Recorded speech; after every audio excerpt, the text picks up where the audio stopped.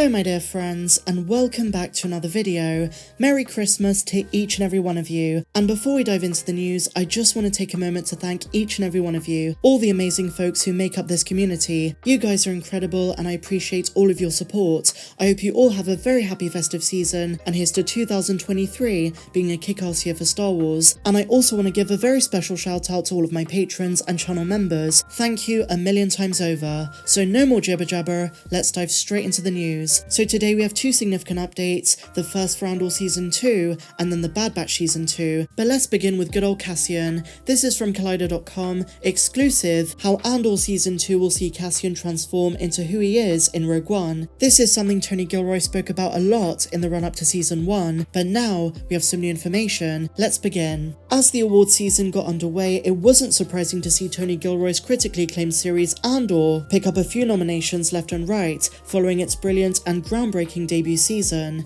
While the series is undoubtedly strengthened by its impressive cast, the heart and soul of the series is its titular star Diego Luna. Following Luna's Critics' Choice Award nomination for Best Actor in a Drama Series, Collider's own Perry Nemiroff sat down to chat with him about Andor Season 2 and where it's going to take audiences. Since the show was first announced back in 2018, we knew the series would deliver audiences to the doorsteps of Rogue One: A Star Wars Story, and the tragic fate that would transpire for Cassian Andor and the rest of the ragtag team of rebels that he worked alongside. While Cassian makes a bold claim to Jyn Erso that he's been involved in the fight against the Empire since he was 6, Andor revealed that his journey into the rebellion was not as linear as expected. It was a lot more messy. At the start of Season 1, Cassian is apathetic about the rebellion, opting instead to bury himself in his endless search for his long-lost sister, when he isn't busy burning every bridge he ever forged. At the end of Season 1, he joins Luthen Rail, so this begs the question of where his arc is headed in Season 2. While discussing Cassian's revelation that he can and must become a leader in the final act of Season 1, Luna hinted there are more challenges ahead, hinting at the fact that just because Cassian overcame one,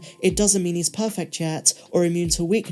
There is still so much character development before we see him in Rogue One. Alluding to the conflicting opinions that Cassian is faced with in Rogue One, Diego Luna shared, quote, "I mean, weaknesses you even get to see in Rogue One. It never ends. I think what happens also after prison and in the next episodes is that he understands really what he's fighting against. He understands the need for revolution because he understands what oppression means basically, and how little freedom he has and how unfair the world he lives in is, but there's still so much for him to learn in terms of working as a team. So I must say it does sound as though he understands the fight better in Season 2, basically understands how bad the Empire is and how important it is to be part of this rebellion. He's following Luthen's footsteps but also forging his own legacy. And I'm sure Draven is going to be part of it too, because he played a massive role in Cassian joining the Rebel Alliance." Diego Luna goes on to say, "The responsibility he takes on at the beginning of Rogue One is huge. Imagine what has to happen for someone to say he's the right person to do it. Cassian Andor is going to be the person we're going to trust with this. There's a lot for him to discover and a big transformation to come. He's really far from that. The one of episode 12, it's so far from that, but the spark is there.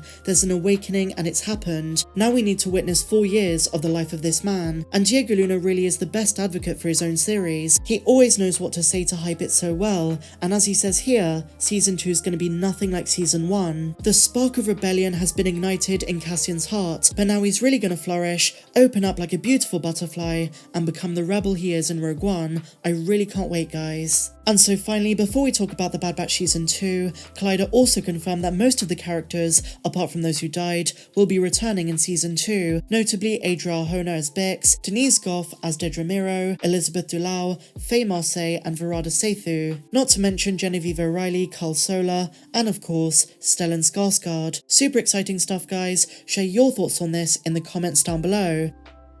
And so now, my dear friends, the Bad Batch Season 2. In a new interview with IGN, Jennifer Corbett and Brad Rouse spoke about what to expect in the upcoming second season, and they said there are going to be 5 changes, 5 big differences between Season 1 and Season 2. The first one is that Clone Force 99 are no longer on the run. That's right, they're not going to be running from the Empire for most of the season. This is what Jennifer Corbett says. They're not being hunted by the Empire this time round. Instead, they're witnessing what's going on in the galaxy, things that are happening because of the Empire, which is going to pull them back in. A lot has changed since the destruction of Kamino. She says they're staying under the radar, this is a gig-to-gig culture, but they're still going to be mercenaries. Another huge change, and this one comes from Brad Rowell, is that Omega is raising her dads as much as they're raising her. Brad Rowell says they're going to make decisions about their future, but also the future for Omega, because she's no longer the same person she was just 6 months ago in the first season. She's grown up a lot, she's much braver and much more engaged, and I think she's going to play a bigger role than we think. Next up, we have a comment from Michelle Ang, who voices Omega,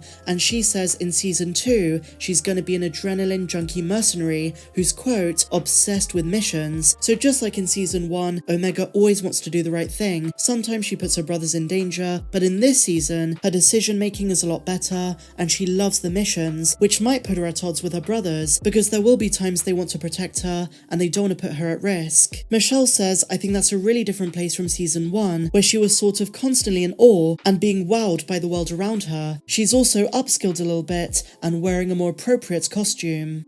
The fourth big change is that Crosshair is the lone clone, and he's going to find himself more isolated than ever. D. Bradley Baker teases that Crosshair's story is really his own. He no longer has relations with the Bad Batch, and he's doubled down on believing he's made the right choice to stay with the Empire. So as I've said in the past, guys, it doesn't sound as if he's going to have a redemption arc. Maybe in a future season, but who knows? We do expect some tragedy in season 2, so could Crosshair be one of those who falls?